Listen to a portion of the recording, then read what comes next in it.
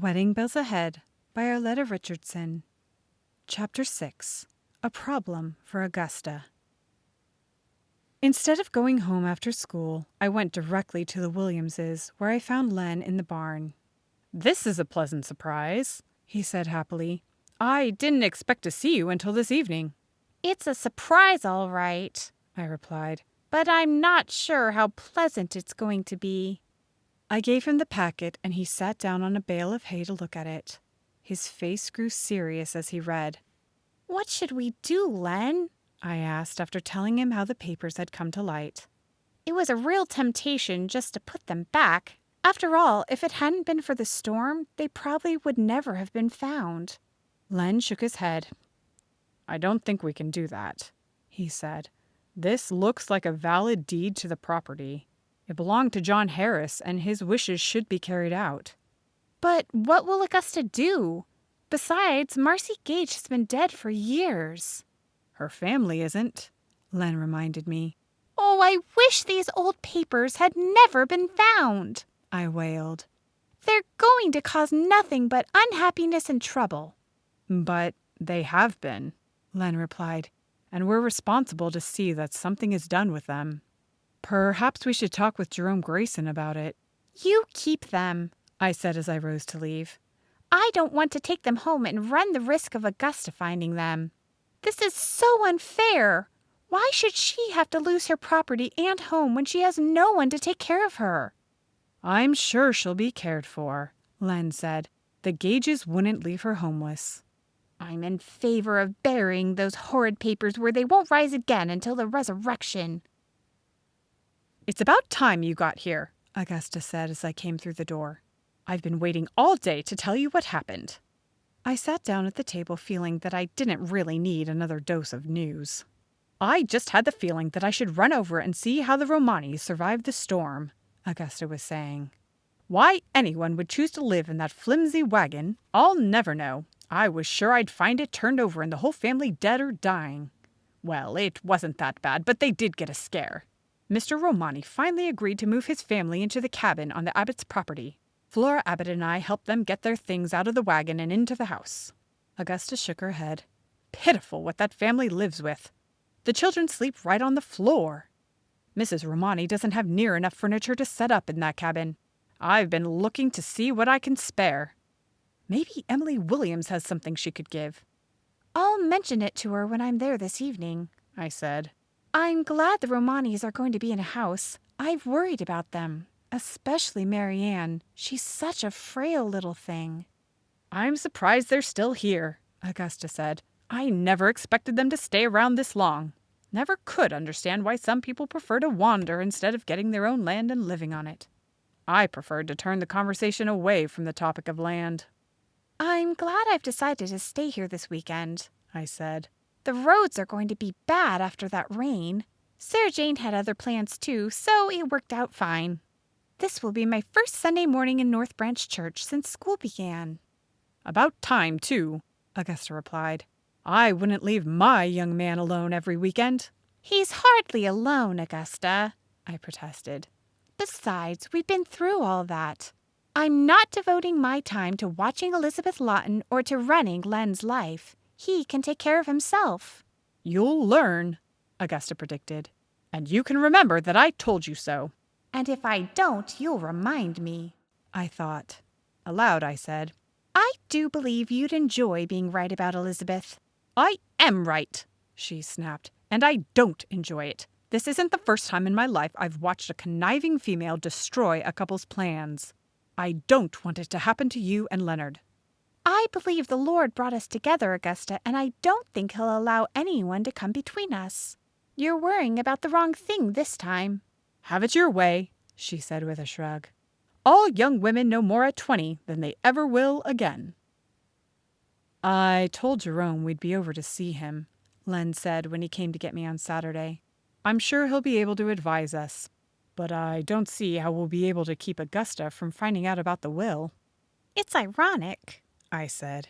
"Here I am worried about Augusta, and she's—" I caught myself before I finished the sentence, but Len didn't seem to notice. I wasn't about to tell him what Augusta was worrying over. "Don't worry about it, Mabel," he said. The Lord will work everything out. He knows that Augusta needs a home, and he won't forsake her. Len, have you thought about Mr. Grayson's interest in that property? Do you think he might try to work things around to his advantage? Len glanced at me. You still don't trust him, do you?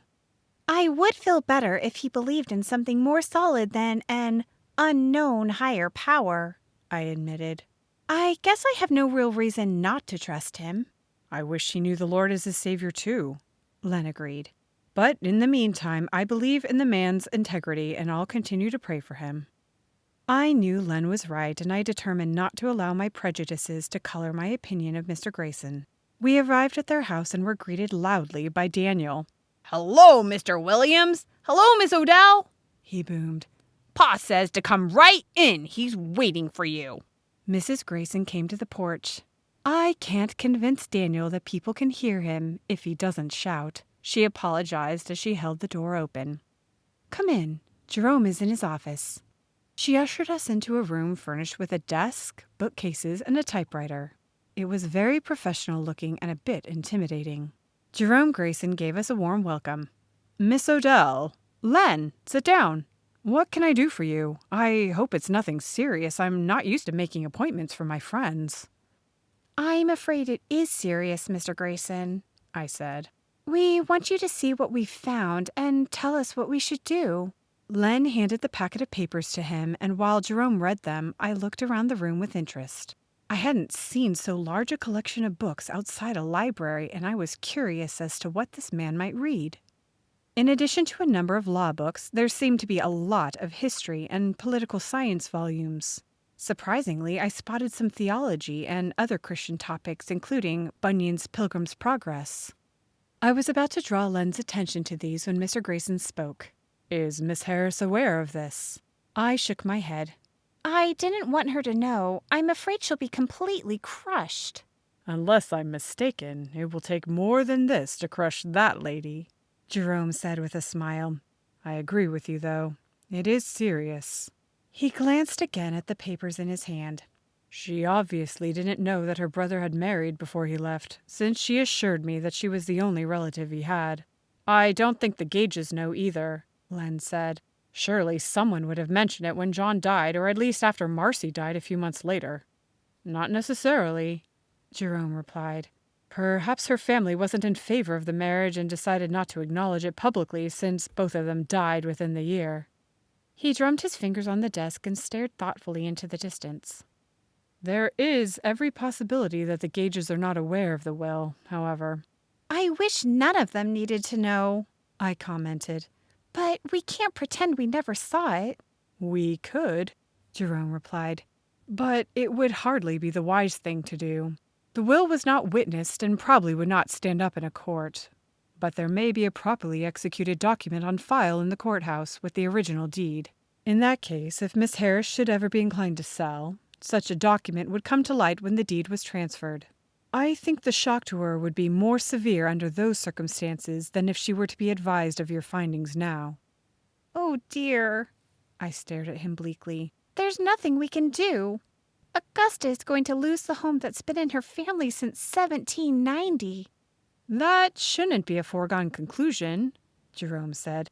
There are several things that we can do. I suggest we begin by tracking down the original deed. I assume it was transferred from father to son since the claim was first made in 1790. If we find that John Harris was the owner in 1863 and there is no notarized copy of this will on file, then Miss Harris should be appraised of the existence of this paper and allowed to make her own decision as to whether she should honor her brother's wishes. We were silent for a moment, then Len spoke. Augusta has a strong sense of fairness, he said. In light of the fact that Marcy is no longer living, she might feel that the matter had taken care of itself. On the other hand, she could consider herself honor-bound to abide by John's decision. You said there were several things we could do, I reminded Jerome. What if you find that there is a signed and witnessed copy of the will? What happens then? Augusta Harris will have the option of contesting the will. Under the circumstances, I would say that her chances of retaining the property are rather good. Of course, if the Gages realize what a valuable piece of real estate it is, there could be quite a fight. A fight? I was stunned. Between Augusta and the Gage family?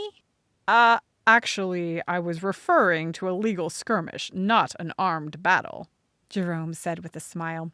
I'm sure the Gages would do all they could to keep their inheritance intact. Len spoke up suddenly. I'm not. Jerome looked at him with surprise. You see, Len explained, as Christians, we don't feel that brother needs to go against brother in the law. There are better ways to solve our differences. I've never spoken with either the Gages or Augusta on this point, but I'm sure they'd say the same. You mean neither of them would contend for what they thought was rightfully theirs? I mean, I don't think either of them would take the other to court and allow a judge to decide between them. They would reach a satisfactory settlement by praying and talking about it, Len replied. Jerome shook his head in bewilderment. I don't understand that. I'd expect a person in the right to demand a fair settlement, not give up his rights under the law. Christ didn't, Len said quietly. So I understand, Jerome replied dryly. And look where it got him. Not a bad place to be, I'd say, Len said with a grin. On the right hand of the Father. But, Jerome, we aren't talking about people who have wronged each other. The Gages and the Harrises have been friends for years. I've seen friendships destroyed for far less than thousands of acres of prime forest. But you know these people better than I do. You may be right. He stood up and smiled. We'll see, won't we? Now, let's ask Myra if she has some coffee ready for us. End of chapter 6.